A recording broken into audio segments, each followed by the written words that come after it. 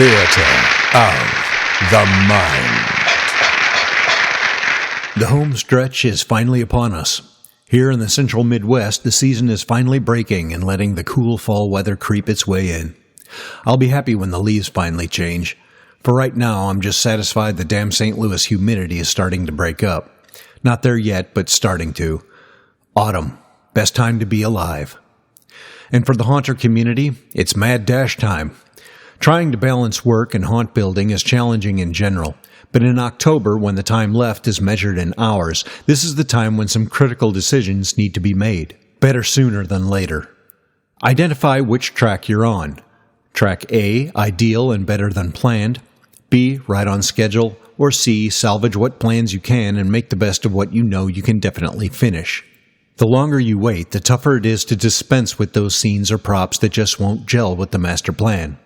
After all, we ultimately are doing this for our own satisfaction, whether it be for artistic expression, technical challenge, or pure attention seeking, usually some combination of all the above, and parting with a project at the 0 hour can seem like self-dentistry without anesthetic. Those who don't haunt will often wonder what we can possibly get out of it that would merit such expense and effort. Those who don't understand Halloween at all, however, may see it as just a self-indulgent waste of time that ultimately benefits no one. These people are, of course, dead wrong.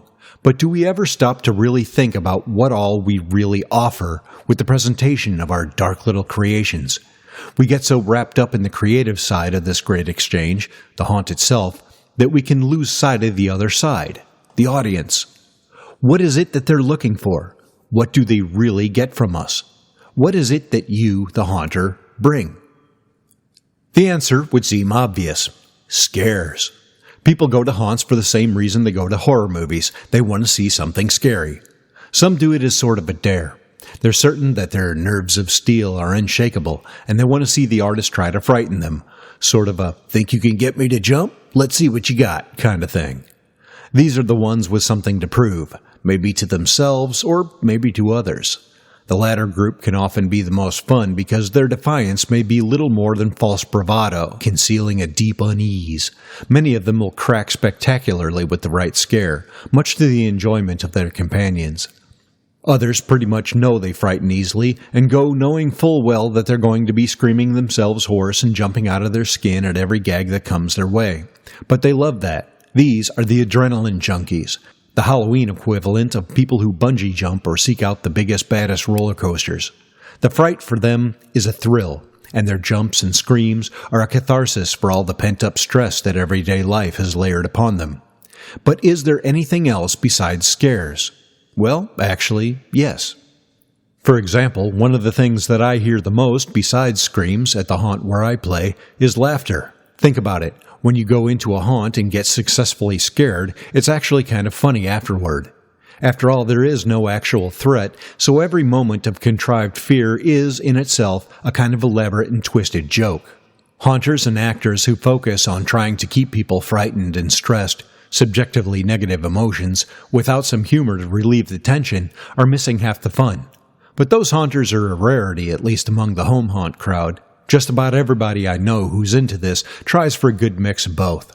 And the laughs and screams don't necessarily have to come from the same person. You can scare the crap out of somebody in a group, and their friends will find that hilarious. If you can get some kind of reaction out of everybody, you've done a good job. It's all really about entertainment. Ultimately, people are going to haunts to be entertained. It's a break from the often arduous task of day-to-day living with its various stresses and worries, and the more out there and separate from daily reality it is, the more people revel in it. I sometimes hear people scoff at adults who like Halloween. They wear their contempt for Halloweenophiles like a badge of honor. I don't dress up for Halloween because I am a grown-ass man. Yeah, and you sound like you're probably a miserable son of a bitch, too. Who the hell are you to take a whiz on everybody else's candy? Let people have fun. Everyone should get at least one night to just play and leave the real world behind. That's why I get kind of irritated when people try to moralize or use political imagery in a haunt or display. All year long, we're inundated constantly with politics and with people trying to shove their values down everyone else's throats. Give it a rest already and just let people get away from all that. As a haunter, you're building a dark little world where people can escape the real one and forget themselves and their concerns, even if just for a few minutes. Good on you. You made a tiny little corner of the world a better place for a while. Most people really appreciate creativity, and when someone goes the extra mile to create a great display or even a walk-through world, they get a charge out of that. In our modern world, so much of what we experience is mass-produced for a consumer market, and very little personal expression comes through. Yes, the ways we dress and decorate our surroundings are a form of expression, but how much personality is really shown? I've always found it somewhat ironic that fashion is used as a tool of personal expression, when, pretty much by definition, fashion is basically what everyone else is wearing right now. Is something out of fashion? Then you'll be criticized or ridiculed by the fashionable for wearing it. So to stay on their good side, you'll wear what they're wearing. Doesn't say much about personal expression to me, unless you're expressing to the world that you're no different from anyone else. I'm certainly no fashion plate. When people have razzed me for wearing something they consider outdated, I simply say, fashion is just a crutch for people who lack style. And look around at the average neighborhood. There's a few different styles of houses and lawn layouts, but they're basically just templates. And God help you if you live in a neighborhood with an HOA where individuality is practically criminalized. But the haunt world, there's a break from the routine. The props and set pieces are, if not created, at least chosen and arranged by the individual haunter in step with the vision they themselves see in their own mind. No two will be exactly alike. And if you do make your own pieces, so much the better. People will see things that they won't see anywhere else. And they know that time and effort went into it, especially if they're locals who have watched the haunt get built up over several days or even weeks, and the average person will just think that's really cool of you to do that, and they'll appreciate your imagination. That's something common for displays and walk-through haunts alike. It doesn't have to be interactive or completely immersive for people to appreciate the creativity and style. If you have a fence separating your elaborate graveyard display from the sidewalk, people will stand outside the fence and look at the pieces, reading the stones and checking out the details.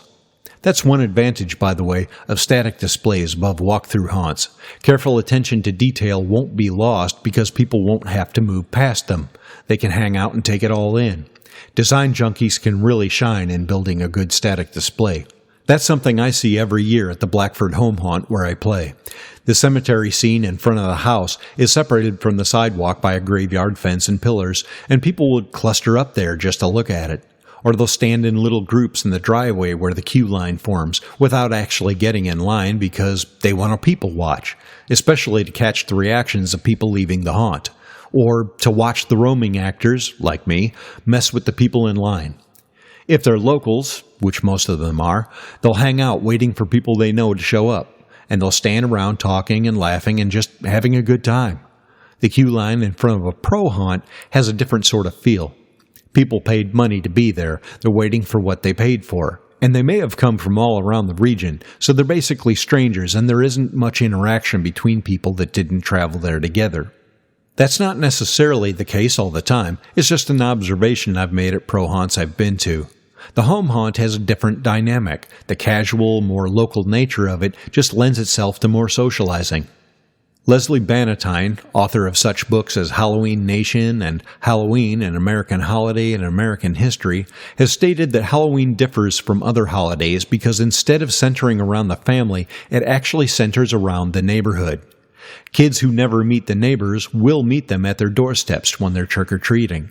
Parents accompanying their kids will meet each other at the sidewalk while they wait for the kiddies to come back from the porch, and they may continue along with each other down the block in groups.